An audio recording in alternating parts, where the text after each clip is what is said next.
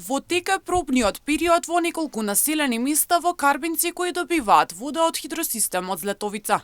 На ваков начин се тестира водата од хидросистемот Злетовица, начинот на кој ќе доаѓа до домаќинствата со што би требало да се решат проблемите на жителите. Водата треба да биде пуштена на сите 8 населени места за да може да се склучи договор.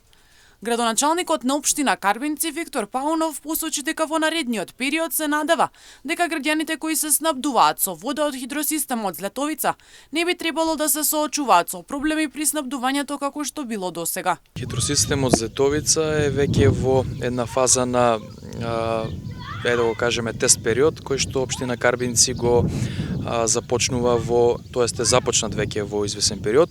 Тоа значи дека неколку населени места веќе се практично снабдуваат со вода од хидросистемот Злетовица, но официјално не е склучен договорот затоа што овој договор ќе биде склучен кога би биле пуштени сите практично 8 населени места, односно веќе ќе немаме технички проблеми кога ќе го реализираме и договорот. Така да очекувам во текот на овој месец да бидат сите овие технички постапки завршени кога е во прашање тест периодот, така го нарековме ние, за да можеме и официјално да го склучиме договорот со Злетовица.